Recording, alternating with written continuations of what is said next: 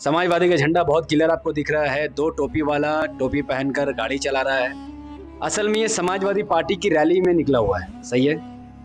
अब चूंकि इसके मुंह से निकलना चाहिए अखिलेश यादव जिंदाबाद या समाजवादी पार्टी जिंदाबाद, पर फैक्ट ये है कि इसके मुंह से समाजवादी पार्टी जिंदाबाद नहीं निकला और ना ही अखिलेश यादव जिंदाबाद निकला। जो निकला वो मुसलमानों को जरूर देखना चाहिए।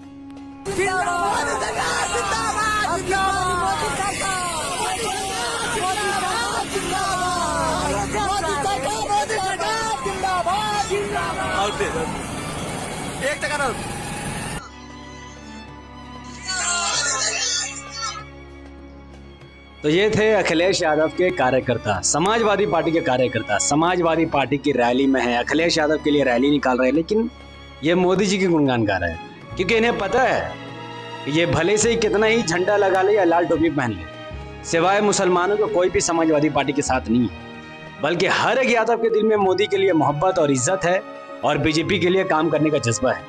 यहाँ पर भले ही समाजवादी पार्टी के पैसे खर्च हो रहे हों या भीड़ समाजवादी पार्टी के नाम पर हो, पर एक एक यादव के दिलों में भारतीय जनता पार्टी को वोट देने की चाहत मौजूद है।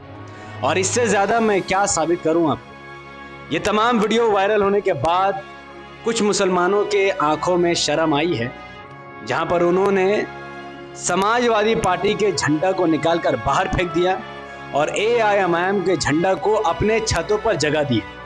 तो ऐसे मुसलमानों को सलाम है जो समझ सकते हैं कि समाजवादी पार्टी तो सरकार बना नहीं रही, सरकार तो बना रही है बीजेपी, और अगर बीजेपी सरकार बना ली तो फिर जो मुसलमान समाजवादी को वोट देगा उनका वोट बेकार हो जाएगा।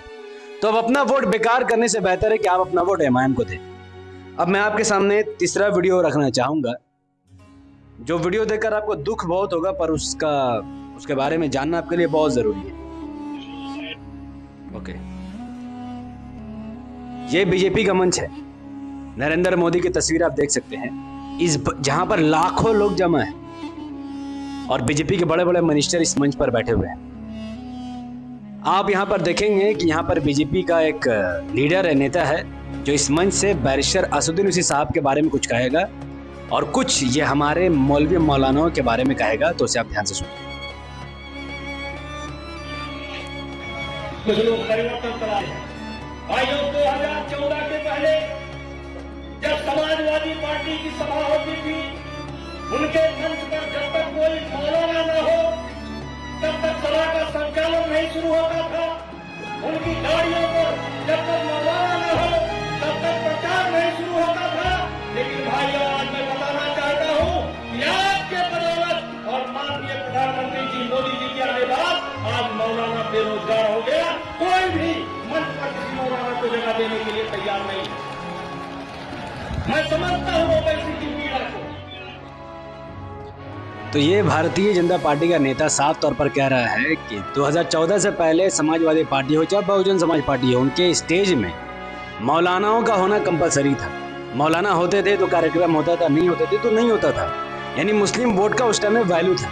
पर आज भारतीय जनता पार्टी की सरकार है, ना अखिलेश यादव किसी मौलाना को वैल्यू दे रहा है, ना ही मायावती दे रही है, और इसीलिए ओवैसी का इन्होंने नाम लिया। ओवैसी साहब के बारे में कह रहा है, ओवैसी साहब को इसकी बहुत तकलीफ और बहुत पीड़ा है। जाहिर है कि ओवैसी साहब एक मुसलमान और दूसरे मुसलमान की बेइज्जती वो बर्दाश्त नहीं करेंगे, और वाकई में अखिलेश यादव और मायावती लगातार मुसलमानों की बेइज्जती कर रहे हैं। मैं आपके सामने एक तस्वीर रखूंगा जहाँ पर एक बड़ा सम्मेलन किया गया था ओम प्रकाश राजभर और अखिलेश यादव द्वारा। उसमें एक मुसलमान को पीछे जगह दिया गया था, जबकि 4% राजभर के नेता और 7% यादव के नेता एक साथ बैठकर हिस्सेदारी की बात कर रहे थे, और एक 20% आबादी रखने वाले एक मुसलमान को पीछे उन्होंने बैठाकर इस बात को सिद्ध कर दिया कि तुम हमारे पीछे पीछे चलो, आगे निकलने की कोशिश मत करो, ना तुम्हें CM बनने देंगे ना ही डिप्टी CM, तुम सिर्फ हमारा वोट बैंक हो, और बीजेपी से डर कर कहाँ जाओगे, सिवाय हमारे पास और कहाँ जाओगे। अब इसकी बातें आपको आगे भी सुनना चाहिए।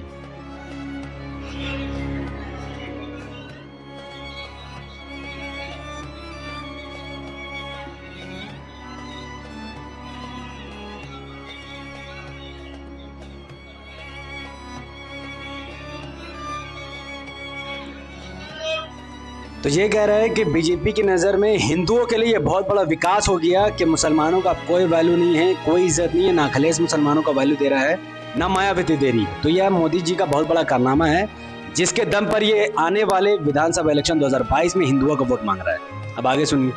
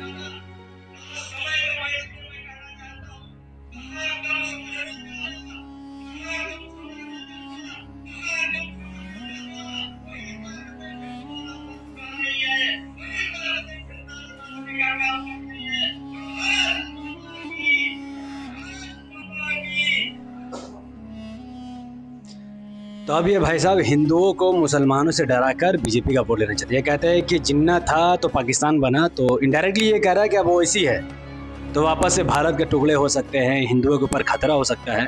और जैसा कि 2014 से हिंदुओं को डरा डरा कर बीजेपी वोट ले रही है, आने वाले इलेक्शन में भी ये हिंदुओं को डरा कर बीजेपी का वोट लेगी। है अब मुसलमानों को अपना नेता पहचानना पड़ेगा। अब मैं यहाँ पर ज़रा सा बात करूँगा मायावती के बारे में। अब बहुत सारे मुसलमान कहेंगे कि भाई हम अखिलेश यादव को वोट ना दे, तो फिर किसको दे, कहाँ जाए अपना वोट लेकर? क्या वैसी 100 सीट जीतकर सरकार बना लेगा? तो जो मुसलमानों की पार्टी है ऑल इंडिया मजलिस इत्तेहादुल मुस्लिमीन और मुसलमानों के नेता है बैरिस्टर ओवैसी साहब, वो उत्तर प्रदेश में 100 विधानसभा की सीटों पर लड़ने की तैयारी कर रहे हैं, जैसा कि आप देख भी सकते हैं। अब 100 विधानसभा की सीट वो लड़ेंगे तो मुसलमान कह रहे हैं कि वो सरकार नहीं बना पाएगा, तो लिहाजा हम अपना वोट को अखिलेश यादव के नाम कर देंगे। हालांकि ये सबको पता है कि अखिलेश सरकार बनाएगा तो मुसलमानों के लिए स्पेशल कुछ नहीं करेगा, पर फिर भी मुसलमान अखिलेश को वोट देने को तैयार है। अब मैं उन जुम्मनों से पूछता हूं कि मायावती 84 विधानसभा की सीटों पर अपने उम्मीदवार उतारने जा रही है। वो अपने उम्मीदवार खास तौर पर 84 विधानसभा की सीटों पर उतारेगी, बाकी सीट में भी उतार सकती है, पर उसके जो नजर होगा वो 84 विधानसभा की सीटों पर होगा। और 84 विधानसभा की सीटों पर वो लगातार मीटिंग भी बुला रही है, अपने संगठन को मजबूत कर रही है, क्योंकि 84 विधानसभा की सीटों पर दलित मेजोरिटी ये सीटें हैं, दलित वोटर्स हैं जिनका एक तरफा वोट पड़ने से बीएसपी 84 विधानसभा की सीट जीत सकती है। लेकिन अब भी कोई ऐसा दलित नहीं है जो कह रहा हो कि मायावती क्यों इलेक्शन लड़ रही है, मायावती क्यों 84 सीट लड़ रही है, क्यों मायावती बीजेपी को फायदा पहुंचा रही है, क्यों मायावती 84 सीट लड़कर सरकार तो बना नहीं सकती है, तो चलो अखिलेश यादव को वोट दे दे। तो जब दलित का नेता कुछ करता है तो दलित कम्युनिटी उसका साथ देता है, जब यादव कम्युनिटी का नेता कुछ करता है तो यादव कम्युनिटी उसका साथ देता है। लेकिन जब मुस्लिम कम्युनिटी का नेता इस बात का आश्वासन देता है कि हमारा साथ दो, हम तुम्हें हिस्सेदारी दिलाएंगे, तो मुसलमान जुम्मन मरकर कहते हैं कि 100 सीट से कैसे सरकार बनेगी। चलो मान लो कि मायावती 24 सीट लड़कर किसी तरीके से 25 से 30 विधानसभा की सीट जीत जाए, और मान लो कि ओवैसी साहब 100 सीट लड़कर किसी भी तरीके से 30-35 सीट जीत जाए, यानी मायावती ओवैसी साहब मिलाकर 60 सीट अगर जीत जाते हैं, उत्तर प्रदेश में सरकार बनाने के लिए 202 विधानसभा की सीट की जरूरत है। और अगर अखिलेश यादव मान लो 150 सीट जीत जाते हैं, तो अखिलेश यादव 52 सीट का समर्थन किससे लेगा? क्या वो बीजेपी से लेगा, क्या वो कांग्रेस से लेगा, या वो बीएसपी और एमआईएम से लेगा? इस बात का जवाब आपको भी पता है। तो ये बहुत क्लियर मैंने आपको उदाहरण दे दिया। अगर इसके बाद भी किसी जुम्मन को अंधभक्त बनकर नहीं समझ में आ रहा है तो मेरी कोई गलती नहीं। बहुत सामने है, इलेक्शन का वक्त है। अगर आप सब अपना वोट एमआईएम को ना देकर समाजवादी पार्टी में देने वाले हैं तो मैंने आपको वीडियो दिखा दिया है, फिर आप खसारा में जाने वाले हैं, क्योंकि यादव कम्युनिटी के जो लोग हैं वो समाजवादी पार्टी के साथ नहीं है। अगर नहीं यकीन एक बार और देखो, ये सब यादव कम्युनिटी के लोग हैं, जो लोग मोदी जी का वाहवाही कर रहे हैं। तो जब वोटिंग का टाइम आएगा यही यादव कम्युनिटी के लोग बीजेपी को वोट देंगे और मुसलमानों का वोट बेकार हो जाएगा। तो मुसलमानों का वोट बचाना है, आप अपनी पार्टी एमआईएम को वोट दो, दलित को बीएसपी को देने दो, और यादव पर छोड़ दो, वो कहाँ जाएगा? जहां तक उम्मीद है वो बीजेपी की तरफ ही जाएगा। तो मुसलमानों, धोखा खाने से अच्छा है कि अपना वोट एमआईएम को देकर महफूज कर लो कि अगर बीजेपी की सरकार बनी भी तो तुम्हारे लिए लड़ने के लिए कम से कम 25-30 विधायक तो होंगे जो तुम्हारी आवाज सदन तक पहुंचाएंगे, तुम्हारे लिए लड़ेंगे, तुम्हारे लिए विकास का कार्य करेंगे। जाने से पहले मैं आप सबसे जानना चाहूंगा कि आपकी नज़र में एमआईएम या बीएसपी कितनी सीट जीत सकती है? आप अपनी बात कमेंट पर जरूर रखिए। इस वीडियो को लाइक कीजिए, इसके लिंक को व्हाट्सएप, फेसबुक, इंस्टाग्राम पर शेयर कीजिए, अपनी बातों को कमेंट पर रखिए। हमारे यूट्यूब चैनल द पॉलिटिकल को सब्सक्राइब कीजिए, बेल आइकन हिट कीजिए। अगर आप सिर्फ इस वीडियो को अभी Facebook channel the political news पर देख रहे हैं तो इसे अभी कभी कम से कम 5 ग्रुप में शेयर कीजिए, और मुझे अपनी दुआ में याद रखिए। एमआईएम का परचम को यूपी में बुलंद रखिए और पूरा जोर लगाकर एमआईएम का साथ दीजिए। अस्सलाम वालेकुम रहमतुल्लाहि व बरकातहू। अल्लाह की सलामत रहमत व बरकात तमाम भाई और बहनों पर हो। मैं अल्लाह